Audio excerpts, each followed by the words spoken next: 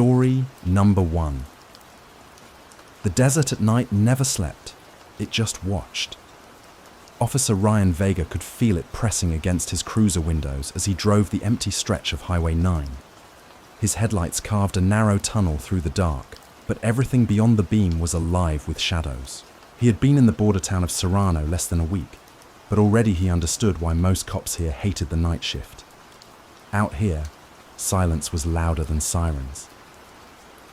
Earlier that evening, his partner, Sergeant Alvarez, had leaned against the squad car and given him the rules. The man's face was leathery from years of desert wind, eyes narrowed and unwavering. 3 things, rookie, Alvarez said. 1, never patrol the highway after midnight. 2, don't stop for stranded cars, no matter how desperate they look. And 3, don't ask questions about the trucks, just wave them through. Ryan had laughed, trying to mask the unease in his gut. Sounds more like superstition than policing.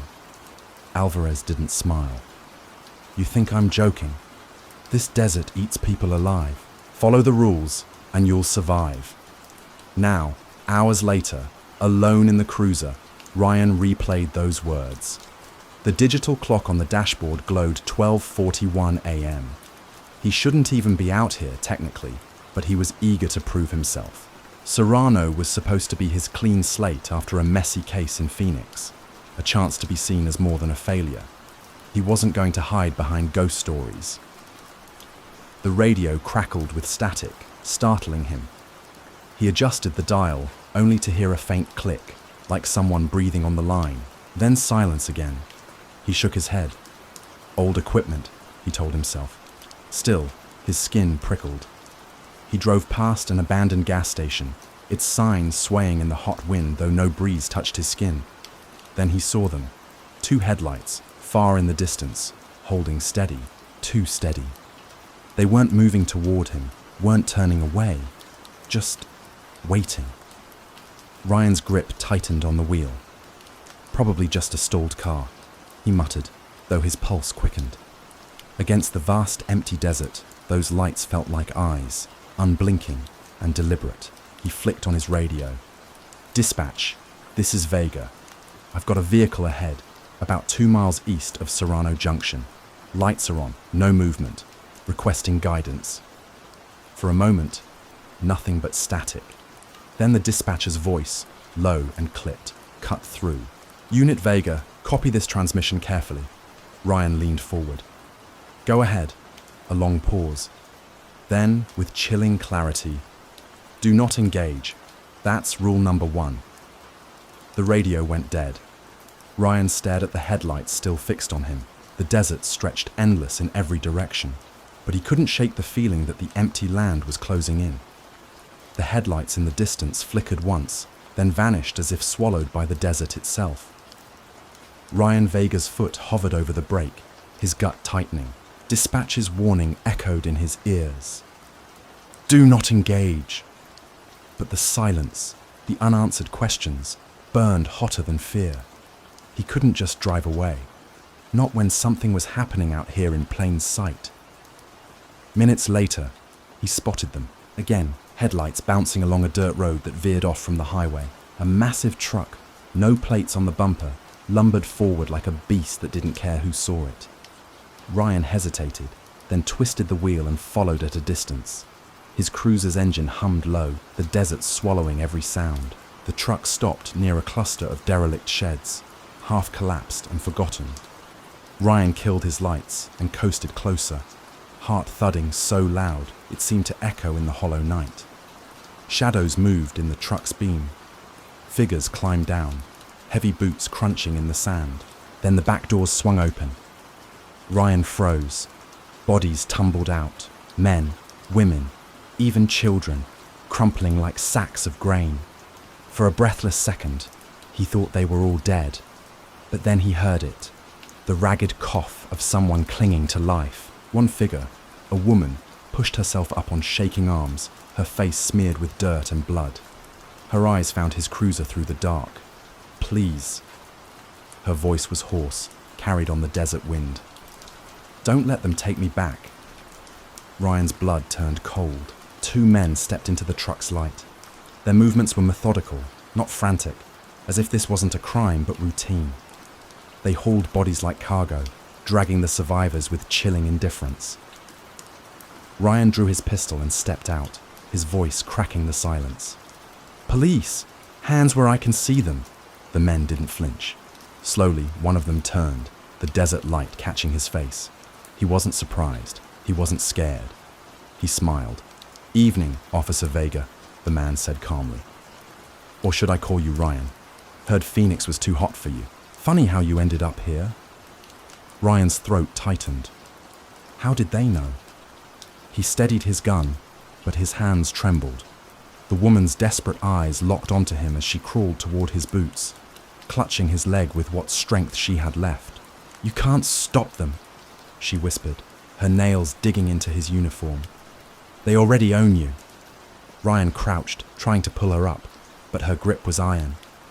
The truck's men kept smiling, their eyes glinting with something darker than crime, something personal. Her lips brushed his ear as she pulled herself close, her breath ragged and broken. "You can't save me," she whispered, voice sharp as a blade. "You're already one of them." The words shattered him. Before he could respond, the men began walking forward, slow and certain, as if they knew he wouldn't pull the trigger. The desert had rules, and Ryan had just broken them. The desert sun had not yet risen, but Ryan Vega was already awake, crouched behind the cracked wall of the old warehouse near the outskirts of Serrano. His hands shook as he rewound the recording. On his phone, the faint static of voices in the night spilling through the speaker. There it was. The dispatcher giving orders to the unmarked trucks. Alvarez's voice confirming shipments. Other officers laughing as if it were routine. The town's law enforcers weren't protecting anyone. They were orchestrating the disappearances. Ryan swallowed hard, trying to calm the panic clawing at his chest. Every rule his partner had drilled into him, every whispered warning over the radio, made sense now. They weren't superstition. They were survival. One misstep, and he'd vanish like the rest. He ducked closer to the warehouse door, straining to catch the silhouettes moving inside. Men and women, all in uniform, checked logs and communicated in hushed tones. Each command, each nod, carried the weight of complicity. This wasn't just a trafficking operation. It was a system, precise and ruthless. Ryan's mind raced. He could expose them, but at what cost? His partner knew his history, every weakness, every mistake, and the dispatcher had already cut him off once. What would happen if they caught him now? He took a deep breath, pressed the record button again, and whispered into the phone, "This is Officer Vega, evidence of criminal activity." A boot step behind him. Ryan whipped around, heart leaping. Alvarez stood in the doorway, arms crossed, face unreadable, but eyes sharp with disappointment rather than anger. "You shouldn't have come here, Ryan," he said calmly. "You always did think rules were for others. Rule number 3, you never question the chain of command." Ryan raised the phone, but Alvarez was already moving fast. A hand snatched it from him, crushing it beneath his boot. Ryan's chest tightened, the air burned in his lungs. "You could have joined us," Alvarez continued, voice low, almost sadistic. "But now, you've chosen the desert." Ryan stumbled back, feeling the weight of the truth settle like sand in his stomach. Every colleague he'd trusted, every voice on the radio, every rule was designed to protect them and silence anyone brave or foolish enough to stand against them. He lunged for the side exit, adrenaline carrying him, but hands grabbed him from behind. A sharp pain shot through his shoulder as he hit the ground. He struggled, saw the last glimpse of the desert horizon, the endless stretch of sand and dust illuminated by the first rays of sunlight. His radio, still clipped to his belt, sputtered to life. He tried to speak. "Evidence. The signal cut, leaving only static. By morning, the desert was silent. The town carried on as if Ryan Vega had never existed. His cruiser gone, his locker empty, no trace in the logbooks. Just another ghost swallowed by the desert. Another lesson in rules that couldn't be broken. The narrator, voice calm but chilling, concluded, "In border towns, there are rules at night, and breaking them doesn't just cost you your life, it erases it." Story number 2. The rain had already begun when I pulled into the cracked parking lot of my uncle's motel. The neon sign, half burned out, buzzed weakly against the dark West Virginia sky, spelling only VAC NCY. It looked less like a welcome and more like a warning. I sat in my car for a long moment, hands gripping the wheel, trying to convince myself this was a fresh start. What I didn't know was that it would feel more like a trap. Inside the office, everything smelled of mildew and cigarette ash. My uncle had run this place for decades, but no one in the family really visited him. He was a loner, secretive, and people in town whispered about his strange habits. His sudden death had left me the property, along with more debt than I wanted to admit. Selling wasn't an option yet. I needed the income. So, for now, I would play innkeeper. I started sorting through the clutter on his desk. Unpaid bills, an old ledger, a ring of tarnished keys. That's when I noticed the locked drawer. The key was still in the top tray, as if left there for me to find. When the drawer slid open, I froze. Inside was a single sheet of yellowed paper taped to the wood. The handwriting was sharp, almost frantic. It wasn't a note. It was a list. Never rent room 6 past midnight. Always leave the neon vacancy sign on. If a guest mentions the return trip, send them away. I read the lines twice, then 3 times, my chest tightening. At first I laughed under my breath. My uncle had always been eccentric, maybe paranoid. Still, something about the way the rules were worded made my stomach twist. It didn't read like superstition. It read like survival. I shoved the drawer shut and tried to shake it off. By 10, the rain had thickened into a storm, hammering the thin motel roof. The lot was empty, the neon sign flickering like it might finally die. I was closing up the front desk when the bell above the door jingled. A man stepped in, his clothes damp, his eyes darting around the lobby as if weighing something unseen. He didn't waste time. "Room for the night?" he asked, voice low. Nodded, pulling the ledger toward me. "Sure, standard rate." He slid a bill across the counter without looking at it.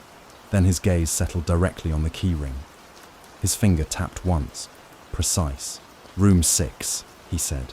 The air left my lungs. I thought about the paper in the drawer, the words scrawled in desperation. Never rent room 6 past midnight. I glanced at the clock on the wall. The red digits glowed 12:03. My hand hovered over the keys. The storm outside roared against the windows, but the silence between us was heavier, sharper. He was waiting, expression unreadable, as though he already knew the answer. That was the moment I realized the rules weren't just my uncle's madness. They were a warning, and I was about to decide whether to obey them or not. I told him the truth before I had time to think about it. I can't rent room 6 tonight." The man's head tilted slightly, like a predator considering whether to lunge or wait. He was middle-aged, maybe in his 40s, with sharp cheekbones and the kind of eyes that never seemed to blink. His wet baseball cap was a faded red. The bill pulled low, shadowing his face. Why not? His voice was flat, almost practiced, like he had asked this question before. My throat tightened. "Plumbing issue. Won't be fixed until morning." The lie tumbled out too easily, but it was safer than blurting out, because my dead uncle left me a list of rules, and one of them says you shouldn't be here. For a long moment, he said nothing. The storm rattled the glass panes behind him, the neon flickering red and blue across his damp jacket. Finally, he gave a small smile, though it never reached his eyes. "All right then, another room will do." I handed him the key to room 3 with hands that shook more than I wanted him to notice.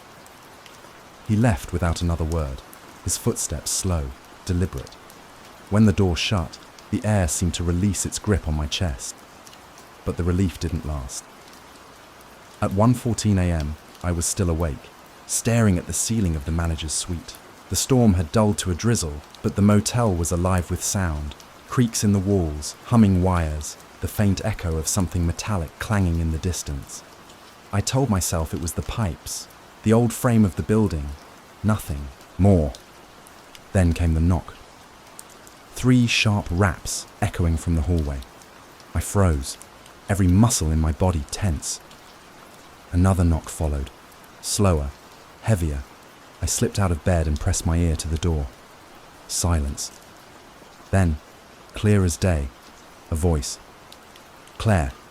The sound of my name, whispered low, almost tender, slid down my spine like ice water. My uncle's list clawed back into my memory. If a guest mentions the return trip, send them away. But it hadn't said anything about whispers. "Claire." The voice again. The same cadence, but wrong. Too steady, too rehearsed, like someone pressing play on a recording. I yanked the door open. The hallway stretched empty, the carpet damp with tracked-in rain. At the far end, room 3's door was cracked open, just enough for a sliver of darkness to spill through. And there, propped neatly against the frame, was the red cap. The man was nowhere in sight. I should have run. Instead, I took one step toward the cap, my pulse thundering in my ears. Behind me, the neon sign sputtered again, buzzing like an angry wasp. For a moment, I thought I heard a second knock, this time from inside room 6. The next morning, I didn't sleep. The storm had passed, but the motel seemed quieter than usual. Too quiet, as if it were holding its breath.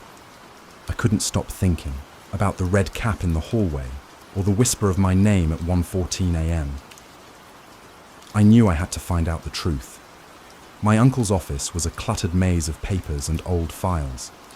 Behind the faded reception desk, I found a locked drawer, one I hadn't noticed before. The key from the main ring fit perfectly.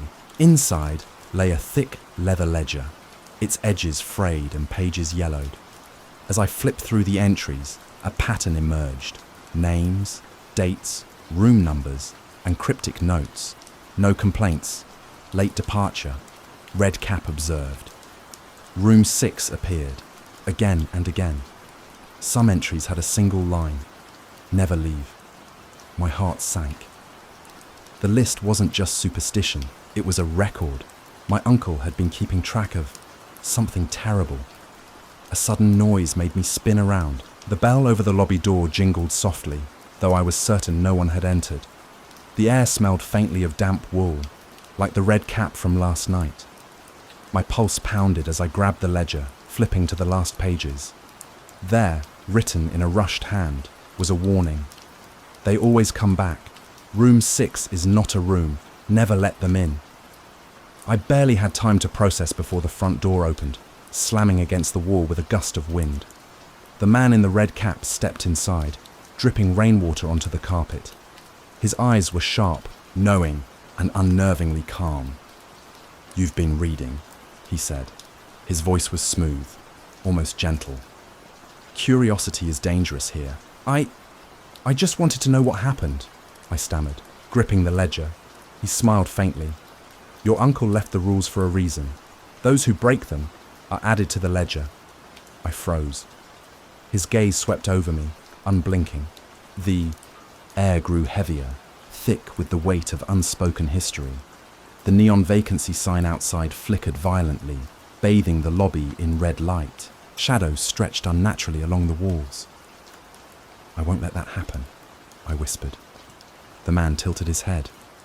"Then follow the rules." He stepped back, vanishing into the hallway as suddenly as he had appeared. I slammed the office door shut, pressing the ledger to my chest. Outside, the neon sign buzzed, sputtered, and glowed steadily once more. The rules were clear now. Obey them, survive, break them, and the motel claimed you. I left the office, heart hammering, but the whispers never stopped. Room 6 remained closed, the red cap gone, and the ledger tucked under my arm like a talisman against what might still come. Some nights, I swear I hear footsteps in the hall, soft but deliberate. I check the time. Always past midnight. always near room 6, and I remember the rules. Always, always.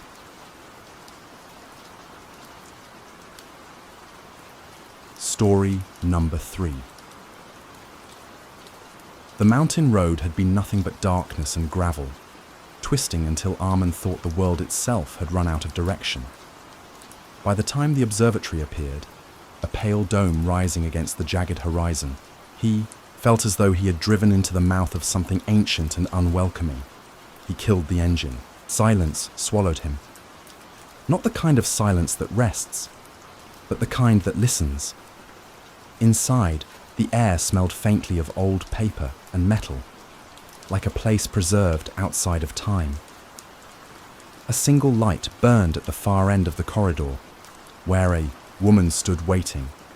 She was tall, her silver hair pinned tightly back, and her eyes held the detached focus of someone who had been staring too long at things far away. "You must be Arman," she said, voice low but sharp. "Caretaker. Night. Duty. You'll follow my instructions." Her tone didn't suggest negotiation. "Yes, ma'am," Arman answered, though something about her unnerved him, not fear, but the feeling of standing too close to a storm. She led him into the dome. The telescope loomed, black steel against moonlight spilling in through narrow panes of glass. Helena Vera, that was the name printed on the station's brass plaque, stopped at the console and turned to him. "There are rules," she said.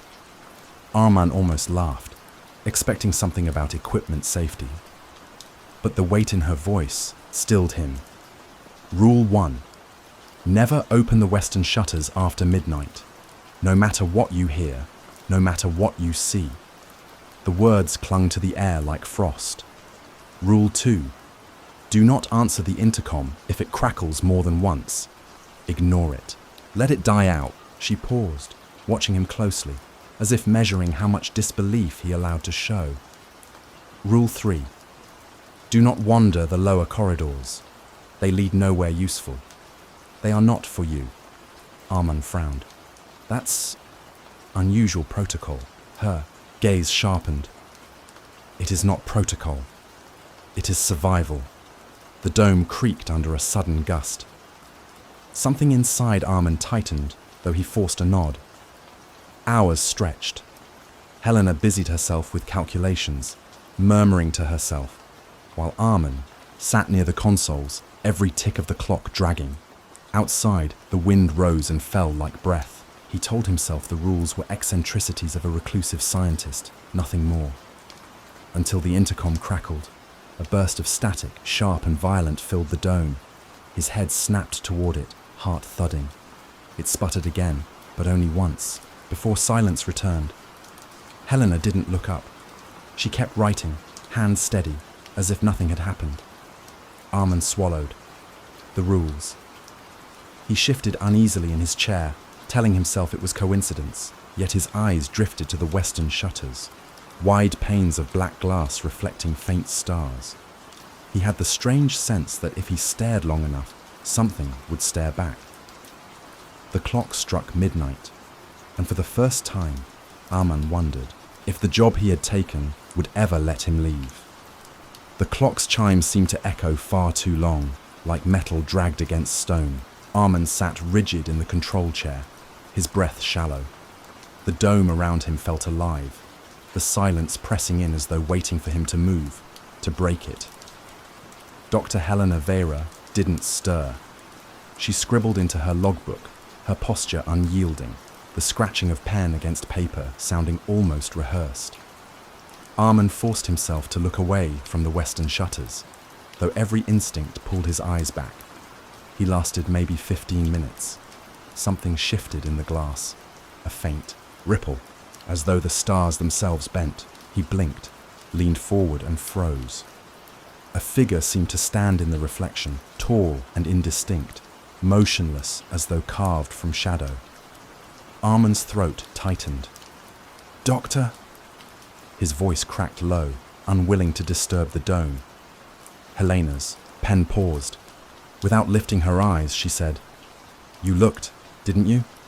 The question carried no surprise, only resignation. I thought I saw... You saw nothing.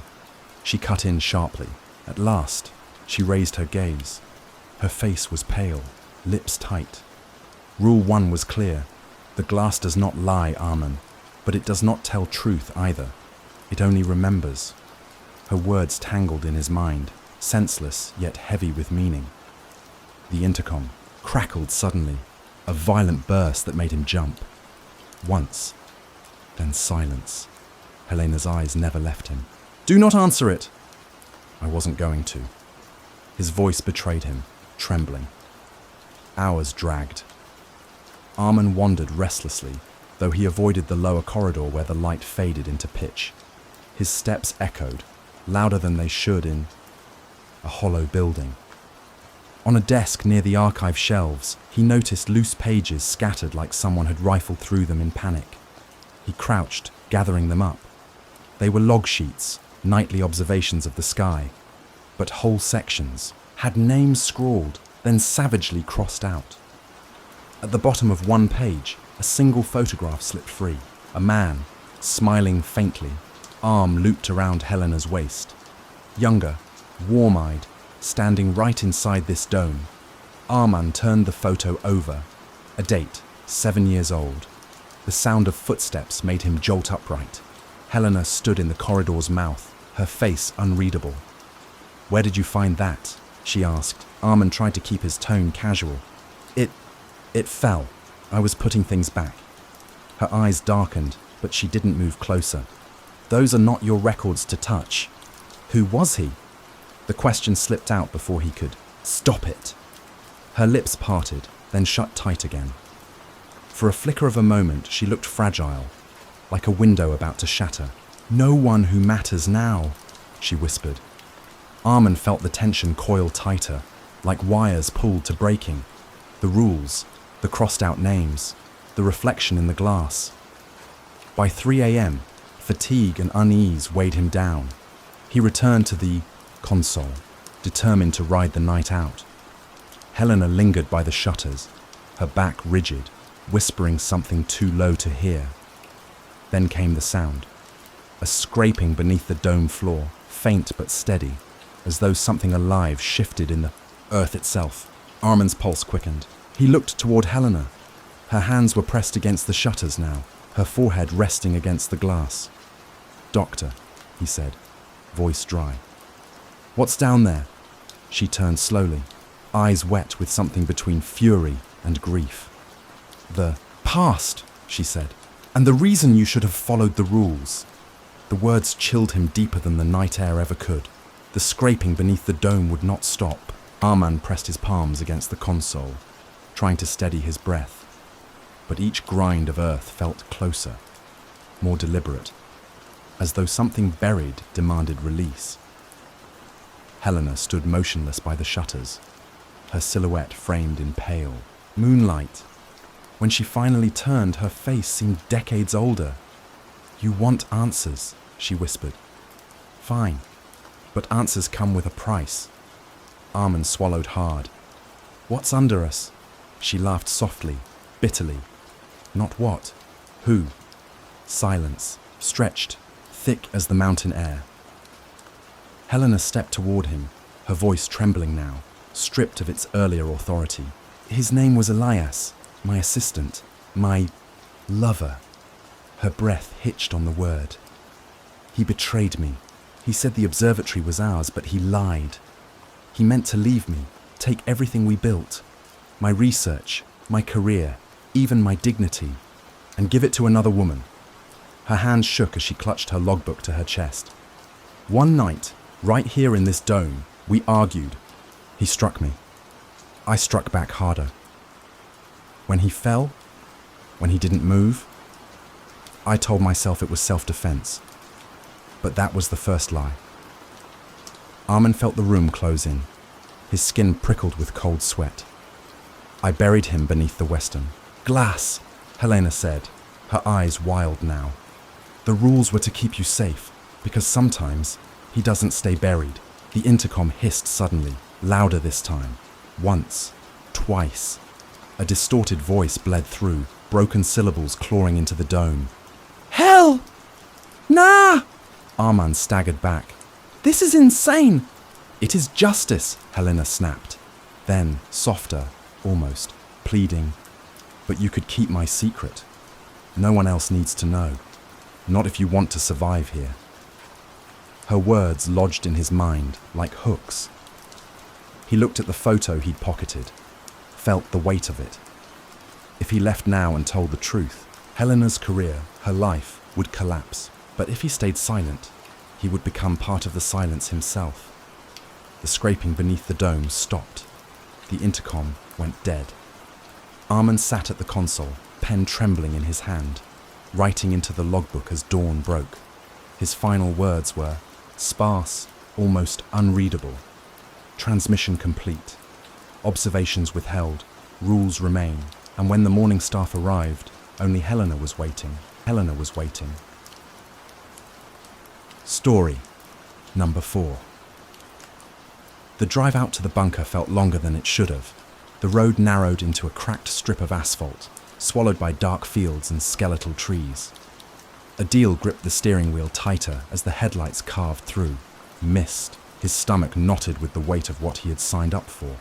A job at a government facility, the recruiter had said. Good pay, little oversight, just long nights. It sounded almost too easy. By the time the heavy gates of the bunker rose before him, the world outside seemed to vanish. The air smelled faintly metallic, the silence thick enough to press against his ears. The guardhouse buzzed with a single, fluorescent bulb that stuttered every few seconds, throwing the walls into a jitter of light and shadow. Inside, the control room was small, claustrophobic. 2 chairs, a wall of monitors, and directly above them, bolted into the concrete, hung a cracked wooden board, the rules. Adil squinted, reading them aloud under his breath. Do not look at the surveillance feed between 2:15 a.m. Never speak to anyone who knocks after midnight. If the alarms sound, stay seated. Do not move. The handwriting was uneven, as if scratched out in a hurry. A smear of something dark, ink, maybe blood, marked the corner. From the far end of the room, a chair squeaked. Mr. Rahman, the senior guard, sat hunched, his uniform loose on his thinning frame. He didn't look up. You'll get used to them, Rahman muttered, voice dry as dust. The rules, just follow them, Adil forced a laugh. Strange though, aren't they? Not checking cameras, ignoring alarms. Rahman's head snapped, up, eyes hollow. You don't question them. That's how you last here. The silence that followed was heavier than before. Adil turned back to the monitors, trying to focus. Most feeds showed long, sterile hallways and thick steel doors. Nothing moved.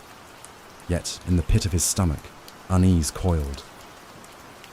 Hours passed. Midnight came and went. Adil fought sleep with bitter coffee, his eyes glued to the monitors. At 1:59, his pulse quickened. He remembered the first rule. The seconds crawled. The clock ticked over to 2. For a moment, he obeyed. He stared at the floor, drumming his fingers against his knee. But curiosity gnawed at him. What could possibly happen in 15 minutes that was worth such secrecy? Against his better judgment, his gaze flicked to the monitors. The screens had changed. The hallways weren't empty anymore. Figures, pale, thin, their movements twitchy and unnatural, shuffled across the corridors. Their heads jerked as if listening, their eyes too large, reflecting the camera light. One stopped, lifted its face, and stared directly into the lens. Adil's breath caught. From behind him, Rahman's voice sliced through the room. You looked, didn't you? Adil turned slowly. Rahman's expression wasn't angry. It was afraid. The clock read 2:14, and the figures on the screen had stopped moving. All of them were now facing the camera, still as statues. Adil couldn't tear his eyes away. The drive out to the bunker felt longer than it should have. The road narrowed into a cracked strip of asphalt, swallowed by dark fields and skeletal trees. Adil gripped the steering wheel tighter as the headlights carved through mist. his stomach knotted with the weight of what he had signed up for. A job at a government facility, the recruiter had said. Good pay, little oversight, just long nights. It sounded almost too easy. By the time the heavy gates of the bunker rose before him, the world outside seemed to vanish. The air smelled, faintly metallic, the silence thick enough to press against his ears.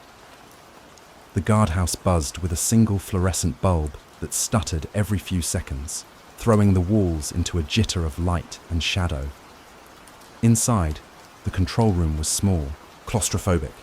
2 chairs, a wall of monitors, and directly above them, bolted into the concrete, hung a cracked wooden board. The rules. Adil squinted, reading them aloud under his breath. Do not look at the surveillance feed between 2:15 a.m. Never speak to anyone who knocks after midnight. If the alarms sound, stay seated. Do not move. The handwriting was uneven, as if scratched out in a hurry. A smear of something dark, ink, maybe blood, marked the corner. From the far end of the room, a chair squeaked. Mr. Rahman, the senior guard, sat hunched, his uniform loose on his thinning frame. He didn't look up.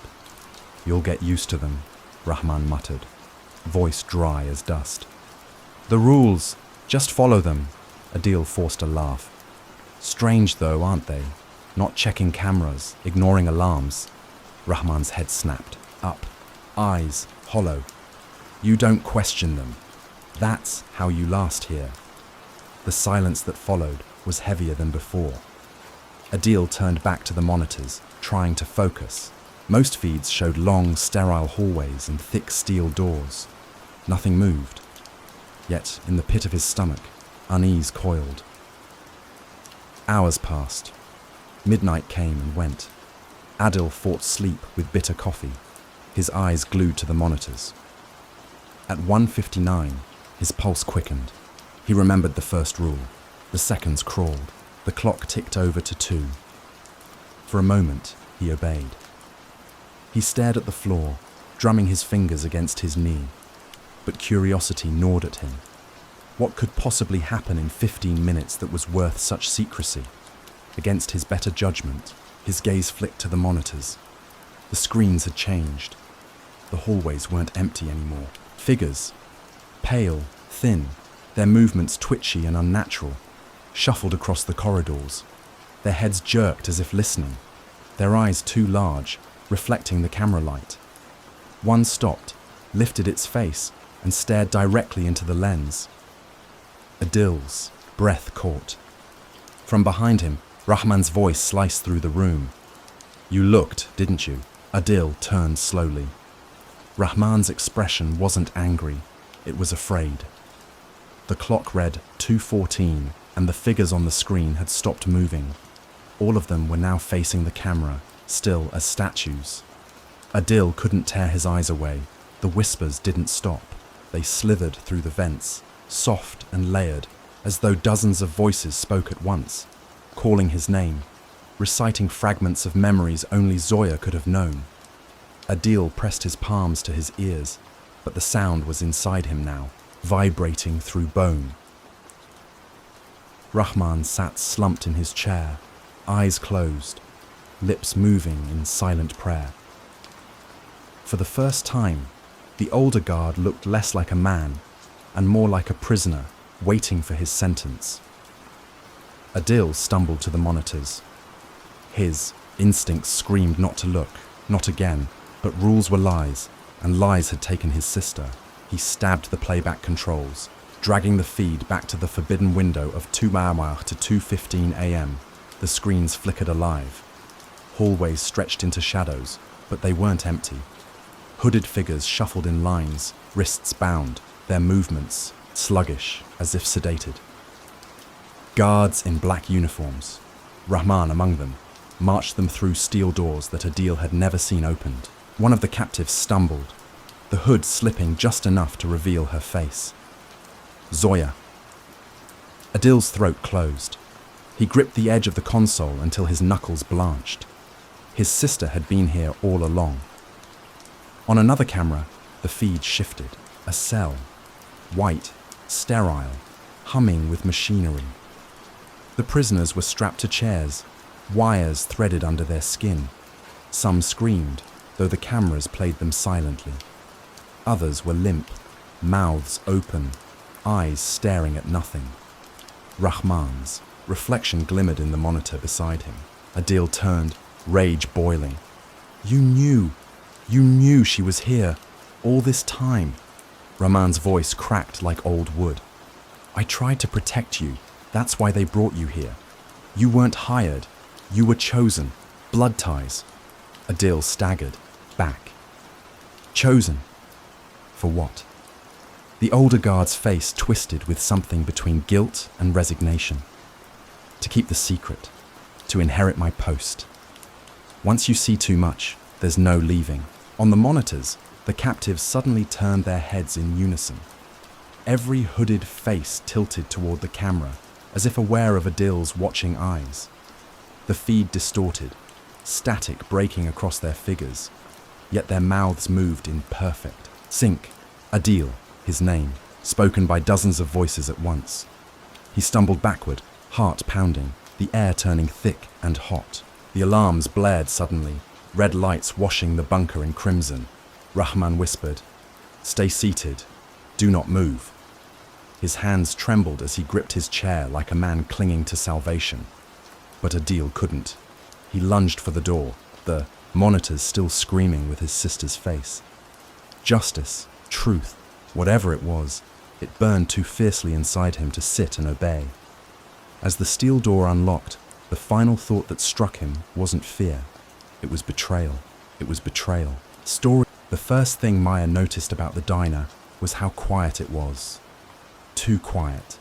The kind of silence that pressed against your ears, broken only by the faint hum of the neon sign outside, sputtering in the wind like it was struggling to stay alive. Out on Highway 85, the road stretched forever into blackness. No headlights, no sound of tires, just emptiness. She wrapped her arms tighter around herself, clutching the thin uniform Carl had handed her earlier. It smelled faintly of grease and cigarette smoke, the scent of every shift that had come before her. A new start, she told herself. Wyoming was far enough away from Denver, far enough away from him. Nobody knew her here. Carl emerged from the back office, a stocky man in his 50s with thinning hair and a sharp look that made her straighten without thinking. He carried something in his hand, a laminated sheet, yellowed at the edges. "Every employee gets this," he said flatly, sliding it across the counter toward her. His voice was gravel, stripped of warmth. Maya picked it up. The list was short, printed in bold black letters. Don't serve coffee after 2 a.m. Never let truckers sit at booth number 6. Lock the back door at midnight sharp. If the phone rings and no one is on the line, hang up immediately. Never, ever stay past sunrise. Her brow furrowed.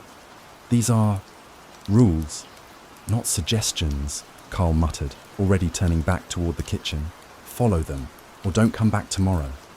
Something in his tone made her bite back the sarcastic comment on her tongue.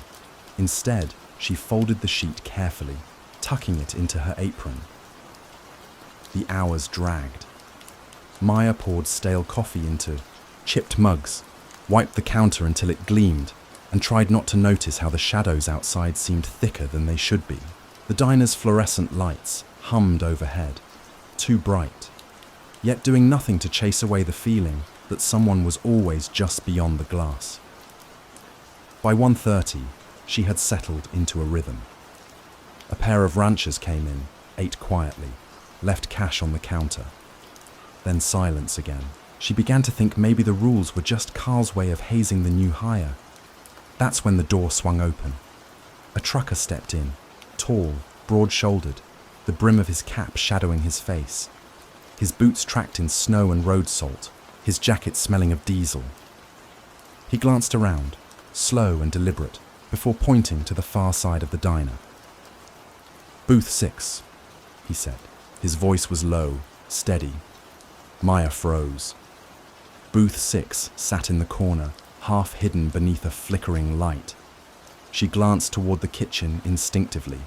pulse quickening. Carl had reappeared. His face was pale, his jaw tight. For the first time that night, his mask cracked. "Not that booth," Carl said sharply, louder than he'd spoken all night. The trucker's eyes flicked between them, unreadable. He didn't move. Maya felt her throat go dry as the silence stretched, heavier than before. The rules weren't superstition. They were being tested. The air inside the diner thickened, heavy with something unspoken. Maya's hand hovered near the coffee pot, trembling slightly, though she willed it still. The trucker's boots scraped against the linoleum as he shifted, his weight, his stare fixed on booth 6. "I said," Carl repeated, voice clipped. "Not that booth." The trucker didn't back down. He reached into his jacket pocket, pulled out a worn leather wallet, and dropped a 20 onto the counter. "Coffee," he said evenly. "And that booth." Maya glanced at the clock above the register. 1:57 a.m. 3 minutes until the first rule kicked in. The rules Carl had sworn weren't suggestions. Her pulse thundered. "Should I?" she whispered, unsure whether to pour the coffee. Carl's glare cut through her. "No coffee." But the trucker's gaze slid to her now, piercing and steady. Something about it rooted her in place. Not threatening exactly, but heavy, like he carried a truth she wasn't meant to hear. "Please," he said softly, and the tone startled her. It wasn't a demand. It was almost pleading. Carl's fists slammed against the counter, the sound echoing through the empty diner. "I said no!" His voice cracked, more desperate than authoritative. The trucker didn't flinch. Slowly, deliberately, he walked to booth 6 and sat down. The cracked vinyl seat creaked under his weight. He folded his hands on the table and stared at the swirling snow outside. Maya's chest tightened. Every instinct told her to avoid that booth, to listen to Carl. But another part of her, the part still raw from her breakup, from being told what she could and couldn't do, burned with defiance. She gripped the coffee pot and stepped forward. "Maya!" Carl's voice was sharp, but fear laced it now. "Don't!" She stopped mid-step, torn between obedience and something deeper. The trucker's eyes met hers again, and for a fleeting second, she thought she saw sadness there. Not menace, not danger, just grief. The phone rang. The sound shattered the moment, shrill and jarring in the dead of night. Maya jumped, nearly dropping the pot. The phone sat on the wall behind the counter, its receiver trembling with the vibration. Carl's face drained of color. "Don't answer it." The rules echoed in her mind. If the phone rings and no one is on the line, hang up immediately. Her breath quickened. Ring after ring filled the diner. The trucker remained motionless, his gaze now fixed on the phone, not on her. Finally, the ringing stopped. The silence afterward was worse. Carl exhaled shakily, rubbing his temples. "You need to understand," he muttered, voice barely audible. "These rules keep us safe. Break them, and you'll find out why no one stays long in this place." Piain Tsisheng looked back at the trucker. He hadn't moved, but something in his expression told her the story wasn't over, not by a long shot. The diner's neon sign flickered against the storm outside, the buzzing hum bleeding into the silence inside. Maya's hands were clammy, gripping the edge of the counter. Booth 6 sat occupied, the trucker's shadow stretching across the tiled floor. Carl paced behind the register like a caged animal. "This isn't how it's supposed to go," he muttered under his breath. Words meant more for himself than for her. His eyes darted between the trucker and the clock. 2:11 a.m. The rules had already been broken. Maya swallowed. "Carl, what happens now?" His head snapped toward her, fury flashing, but underneath it, something worse. Terror. "You don't ask, you just do what you're told. That's how you survive here." The trucker finally spoke, his voice low, deliberate. "You never told her why the rules exist. Afraid the truth will make her run before the end of her shift? Carl's knuckles went white on the counter. Shut your mouth! But the trucker didn't stop. You never told her this diner was built on the ruins of another one, that the night staff disappeared, one by one, until only you remained. You never told her that the booths aren't just furniture, they're graves. Maya froze. Graves? The trucker's gaze met hers, steady, unblinking. Every booth has a story. Booth 6 was mine. The air left her lungs. He looked alive, flesh and bone, but his words dug under her skin like ice. Carl's voice broke, jagged with panic. He's not real. Don't listen. That's what they do. They come back. They beg. They whisper. That's why the rules exist. To keep them out. To keep me safe. Maya's chest tightened. Safe from what? Carl slammed a laminated sheet of rules onto the counter, his finger jabbing at the smeared, greasy print. From them, every broken rule pulls them closer. Every mistake feeds them. That's why no coffee after 2 a.m. It was coffee that killed the cook. That's why no booth 6. That's why no answering the phone. Every one of those things calls them back. The trucker rose slowly from the booth. His movements were heavy, deliberate, as though each step carried the weight of years. And yet, you still work here, Carl. Still making new hires. Still watching them suffer. Tell her why. Carl's breath came ragged, sweat dripping from his temple. His lips trembled before the confession slipped out like poison. Because the rules demand sacrifice. And if it's not followed, the diner takes someone else. I survived. They didn't. Maya's pulse thundered in her ears. She looked at the trucker, his figure more shadow than flesh now, dissolving with each passing second. His voice echoed like a memory. Don't let him make you the next. Then, silence. Booth 6 was empty. Carl sank into a chair, burying his face in his hands. It's too late, he whispered. You broke the rules. Maya stood frozen, the neon sign buzzing overhead, her reflection faint in the window, but not alone. Another face stared back beside hers. Story. The plane had vanished hours ago, leaving Ethan standing in the biting wind, his breath crystallizing in the air like smoke. Behind him loomed the radar station, a squat steel building huddled beneath the weight of endless snow. The Arctic was supposed to be silent, but silence here felt wrong. It pressed against his ears until even the sound of his heartbeat startled him. He had come north to escape, or so he told himself. To leave behind the city, the broken promises, the people he couldn't face.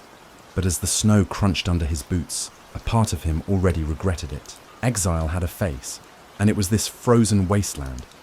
Inside, the corridors stretched longer than they should have, each step echoing like a warning. Fluorescent lights flickered overhead. The place smelled faintly of oil and rust, as though the building itself were decaying. Ethan dropped his duffel on the cot in his assigned room, trying not to notice the way the wind seemed to whisper at the windows. Martin appeared without sound, as if he had grown out of the shadows. Thin, wiry, with eyes that never quite blinked. He offered no handshake, only a nod. You're late, he said flatly. Storm delay, Ethan muttered. Pilot wouldn't risk the landing.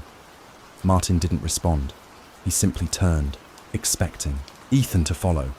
The mess hall was bleak, metal tables under buzzing lights, a single clock ticking too slowly. After they ate in silence, Martin produced a binder, its corners worn, its pages smudged with fingerprints. He slid it across the table. Read this, Martin said. Not suggestions, rules. Ethan flipped through the list, his lips twisted, into a smirk. Never step outside after midnight. Never answer the emergency channel alone. Never open the northern gate. This is survival? Ethan asked, half laughing. Or some local folklore? Martin's eyes hardened. Do I look like a man who jokes? The binder stayed with Ethan that night, lying on his nightstand like an unspoken threat. He told himself not to care, but the words clung to him. rules that felt less like instructions and more like warnings carved by fear. At 1 a.m., the wind shifted. The station groaned, the metal siding flexing like a ship at sea. Ethan rolled over, pulling the thin blanket tighter. Then he heard it. A crackle. The radio in the control room hissed to life, filling the silence with static. He sat upright.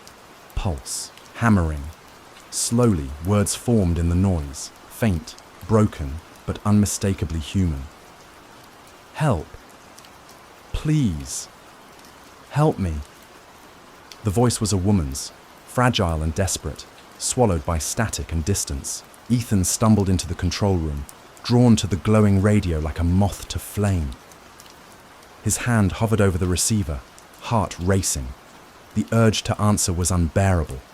Then he saw the binder on the desk, its pages open like it had been waiting for him. Never answer the emergency channel alone. The voice grew louder, more urgent. Behind him, the floorboards creaked. Ethan turned. Martin stood in the doorway, pale and rigid. His whisper was sharp enough to freeze the air. "Don't!" The radio crackled. The voice cried again. Ethan realized then, the rules weren't superstition. They were survival. The voice from the radio clung to Ethan's thoughts long after. The static faded. It hadn't been a trick of the wind, he was certain of that. Every syllable had carried a raw desperation, the kind you couldn't fake. But Martin refused to explain. Over breakfast the next morning, Martin's hands trembled as he stirred his coffee, though his tone was sharp as ever. "Forget it. You didn't hear anything," Ethan bristled. "She was begging for help. You expect me to ignore that?" Martin's gaze pinned him, cold and unyielding. "That voice doesn't belong to anyone alive. You listen too long. It'll drag you out there. That's why the rules exist." The words left a chill deeper than the snow outside. Ethan wanted to argue, but Martin's hollow stare silenced him. Days passed, each one sinking Ethan deeper into unease. The radar screens hummed, sweeping arcs of green across endless emptiness. He spent hours staring, wondering what secrets the Arctic swallowed whole. The isolation gnawed at him until he noticed the gate. On the northern edge of the compound stood a chain-link barrier reinforced with steel, half buried in snow. It looked pointless. Beyond it stretched only white plains and jagged ice. Yet, floodlights burned there all night, buzzing faintly in the cold air. When Ethan asked, Martin's reply was curt. "That gate stays locked, always." The warning only sharpened Ethan's curiosity. One evening, as the sun bled away into endless night, Ethan wandered closer. His breath fogged in the freezing air, crunching snow marking each step. The gate loomed larger than he'd expected, its padlock thick, coated in frost. He pressed his gloved hand against the steel. It was frigid, almost alive with a pulse beneath the surface. That's when he heard it, a faint scraping. On the other side, his throat tightened. He leaned closer, listening. The sound came again, slow, deliberate, like fingernails dragging along. Metal! Ethan stumbled back, heart hammering. The floodlight above flickered, then buzzed back to life. By the time Martin found him there, the scraping had stopped. "You want to die out here?" Martin's voice shook with rage. He grabbed Ethan's arm, dragging him back toward the station. "That gate doesn't keep things out, it keeps them in." That night, Ethan couldn't sleep. The walls groaned with the storm, and the rules haunted him. His mind replayed Martin's words. Things in. He thought of the voice on the radio, the scratching at the gate. He dreamt of snow shifting like skin, of shadows moving beneath the ice. He woke sweating, though the room was cold enough for frost to creep across the glass. Unable to stand it, he paced the corridor. The hum of electricity filled the silence until it didn't. The lights flickered, then dimmed. Somewhere in the bowels of the station, a door slammed shut. Ethan froze. Then came the sound again, scraping, inside this time. He followed it down the hall, every step heavy. It stopped at the stairwell that led to the basement. The metal door was ajar, swinging. Slightly in the draft, from the darkness below, a voice floated up. Not the woman's this time, a man's whisper. "Ethan, we've been waiting." Ethan's breath caught in his throat. The whisper from the basement wasn't faint, wasn't distant. It was right there, curling into his ears like smoke. He gripped the stairwell rail, knuckles white, torn between running and answering. "Ethan."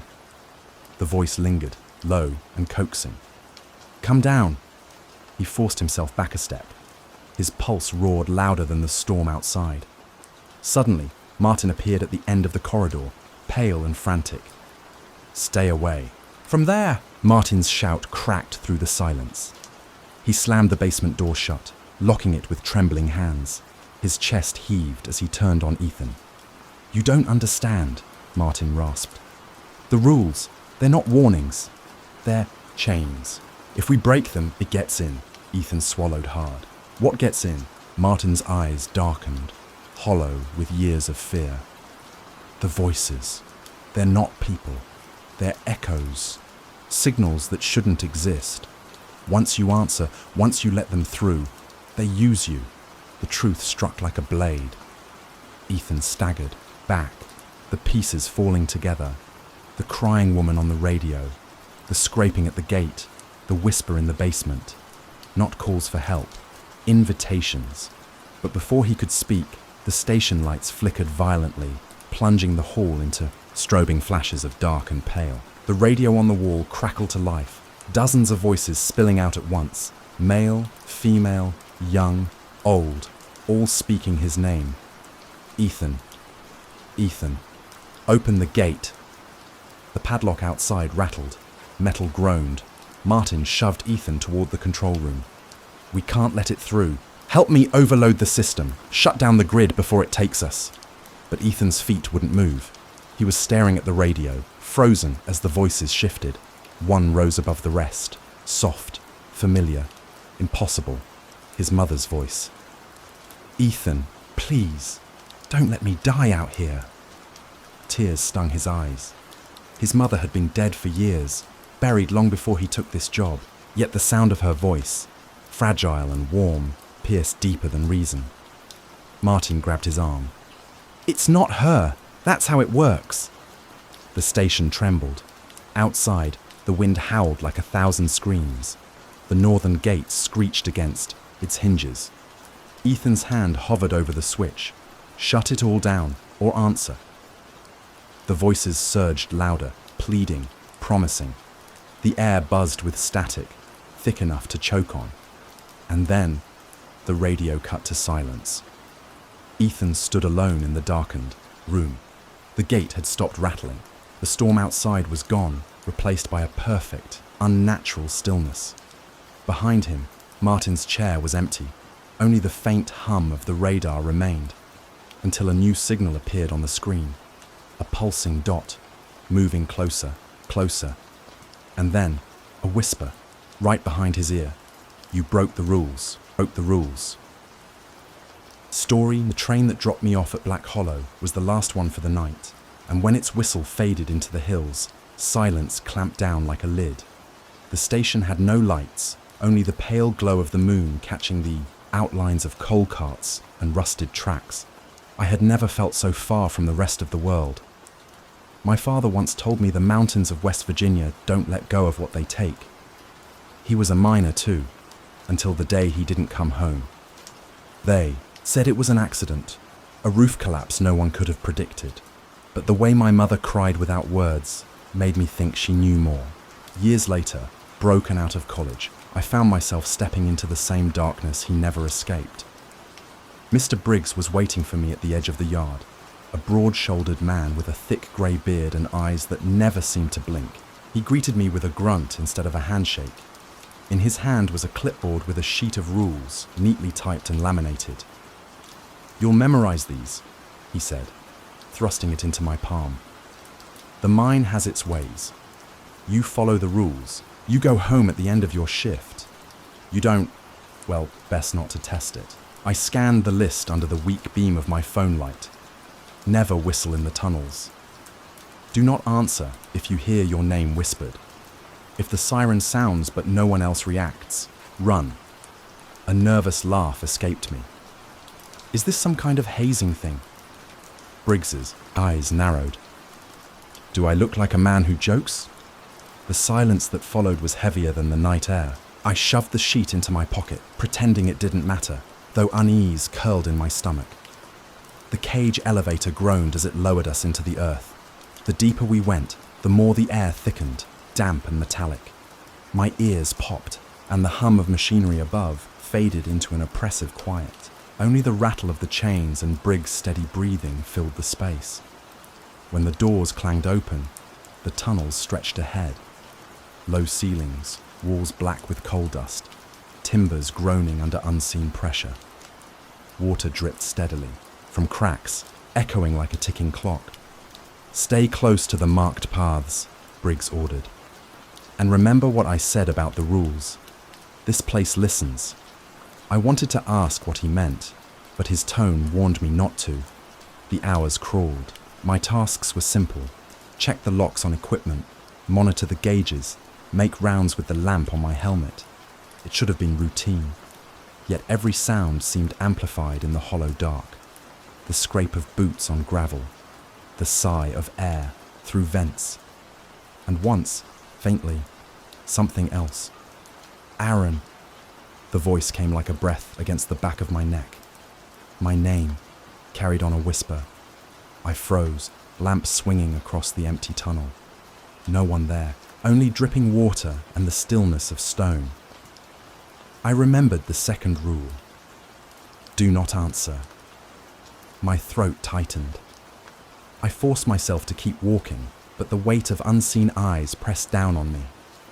Later, near the old shaft, I heard it again. Clearer this time. Urgent. Aaron, come down. I nearly turned, nearly spoke, but something in the air, thick, cold, electric, warned me that if I did, something would answer back. When Briggs found me at the end of the shift, pale and shaking, he didn't ask what I'd heard. He only said, "Good. You're still here. That means you listened." I wanted to laugh, to deny what had happened. Instead, I followed him back toward the elevator, heart hammering, knowing the worst part was not the rules themselves, but that they existed for a reason. And deep down, I already feared I'd learn what that reason was. The next night, I arrived, early. The yard was even emptier than before, the kind of silence that felt staged, like everything was holding its breath.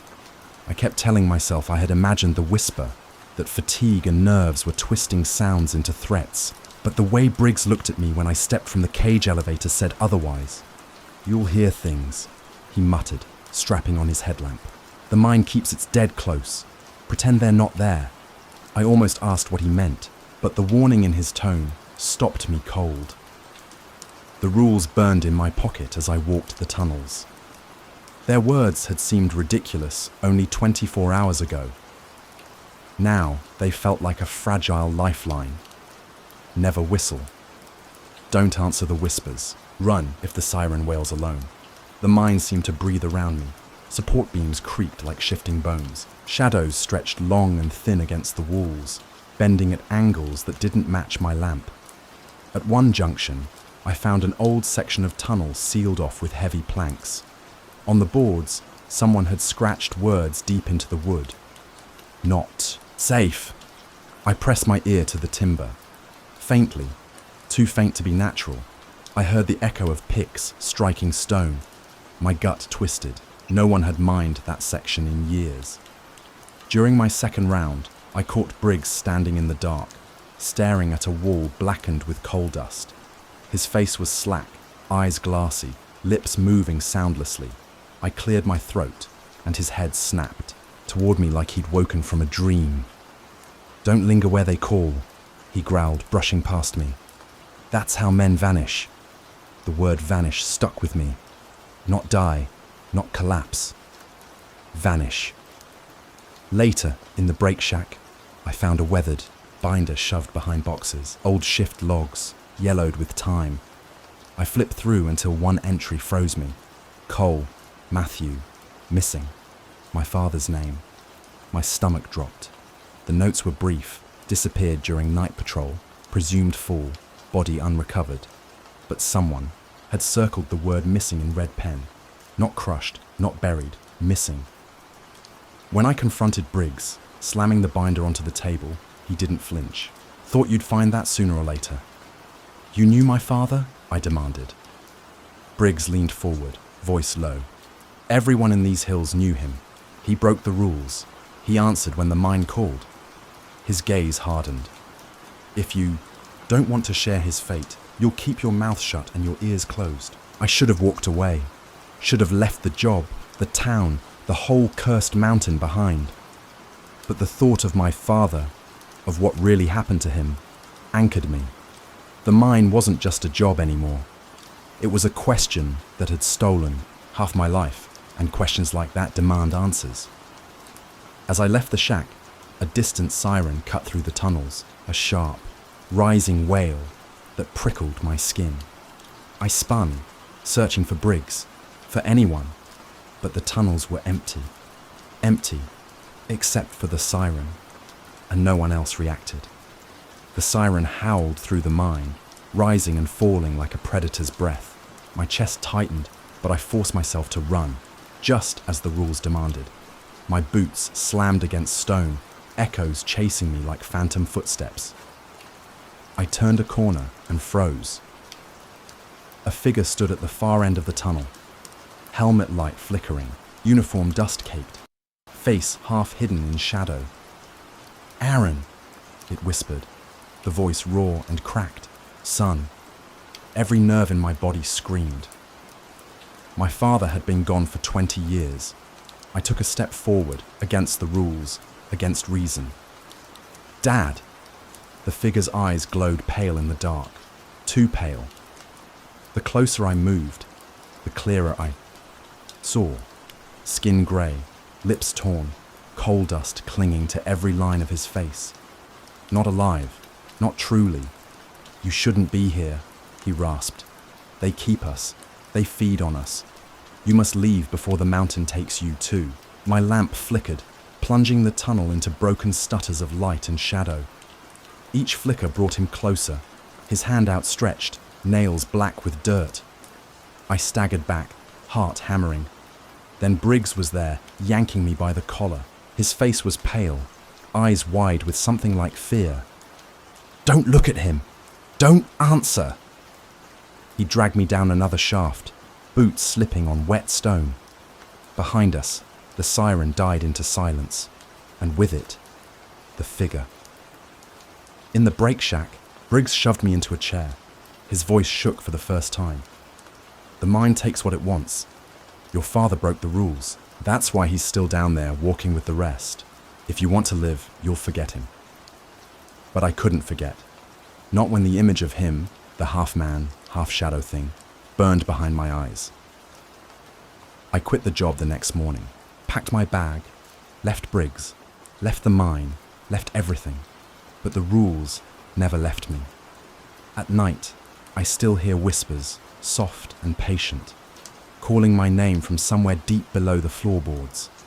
And sometimes, when the wind is right, I swear I hear that siren again, a reminder that the mountain is still waiting, and is still waiting. Story number.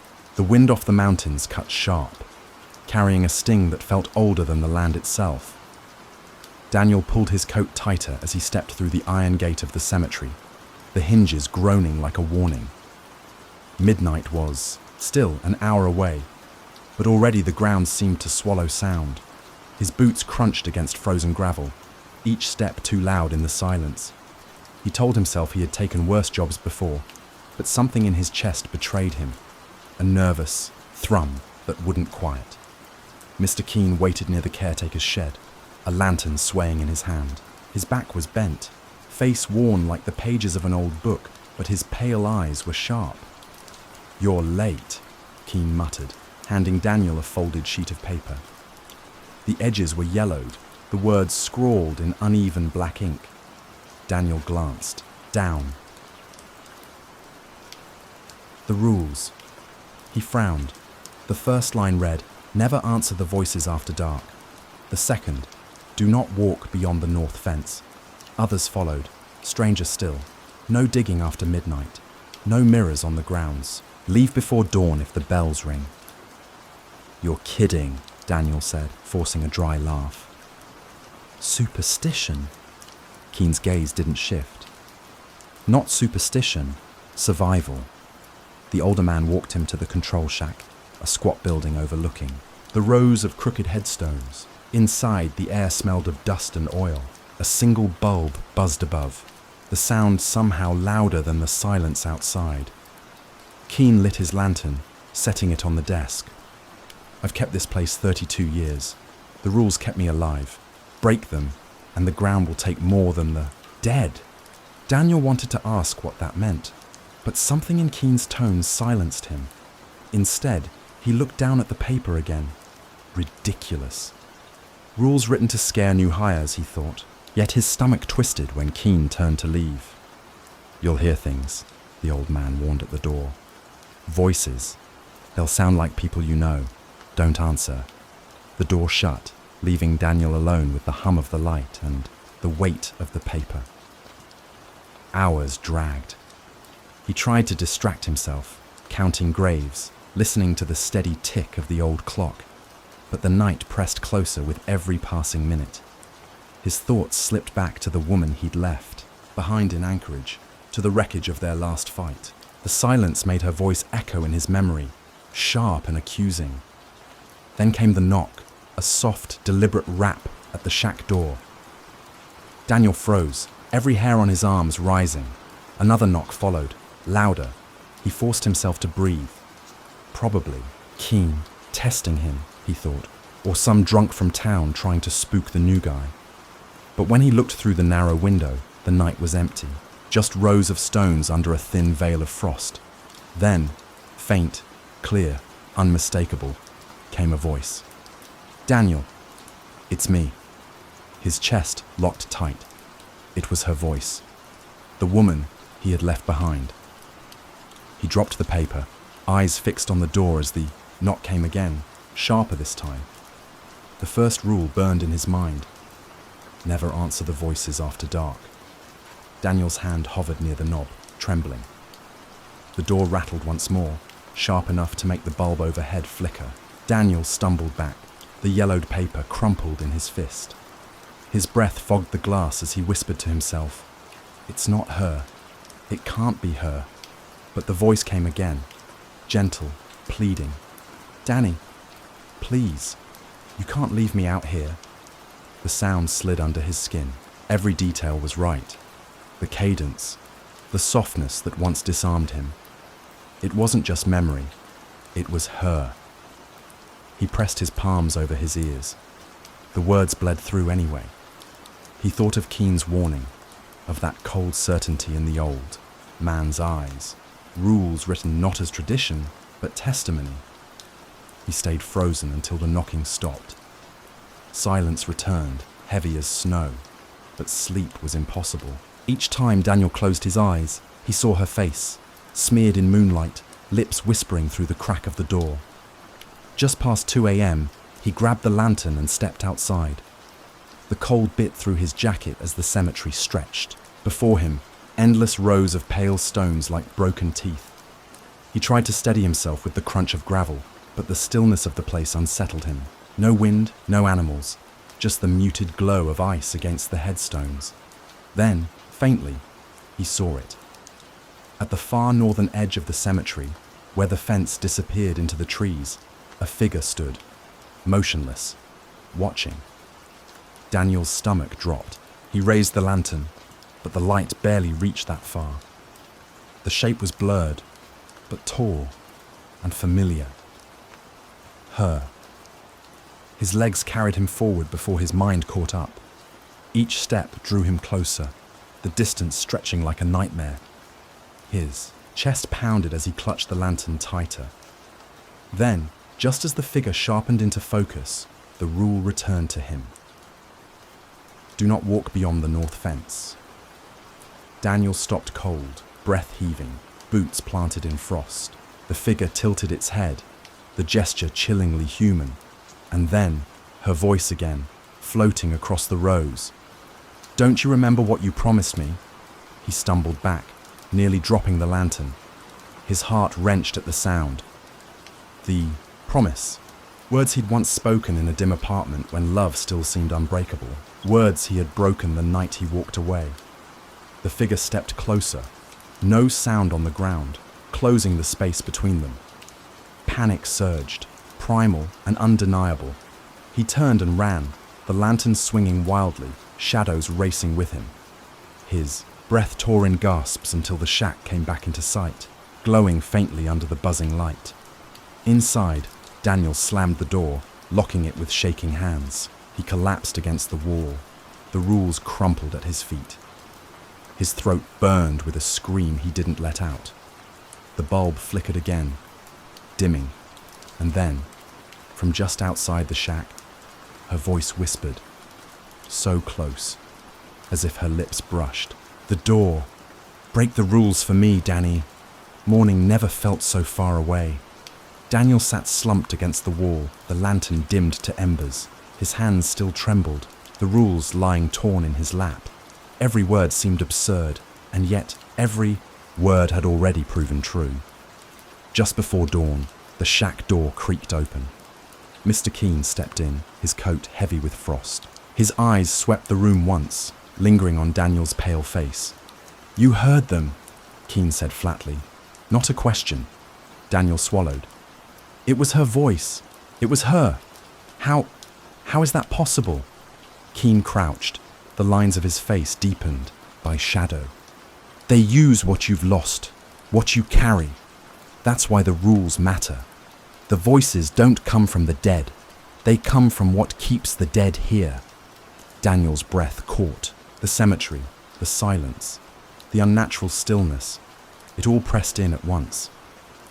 You mean they're trapped?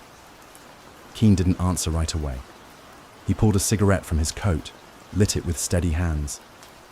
This place is older than the town. They buried men here before maps had names for the land. Something seeped in, bound itself to grief, betrayal, guilt. The rules don't protect you from superstition, boy. They protect you from your own weakness.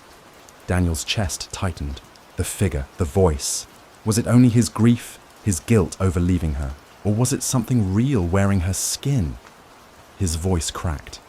She begged me. She said I broke my promise. Maybe I deserve... Keene slammed his palm on the table. The lantern rattled. That's how it gets you. Don't you see? Every man who's dug graves here has heard the voices.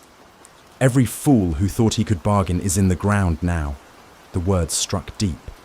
But still, Daniel's mind spun with longing. What if he stepped beyond the north fence? What if she truly waited? There. Could he fix what he broke? Could he be forgiven?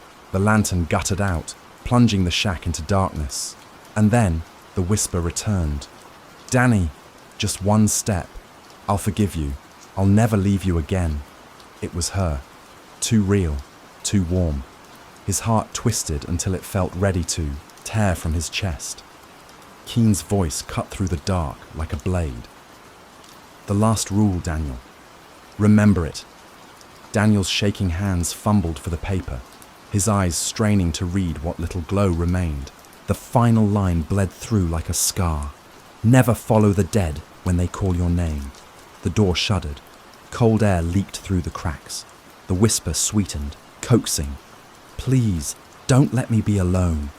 For a heartbeat, Daniel stood at the threshold, hand on the latch. His body screamed to obey.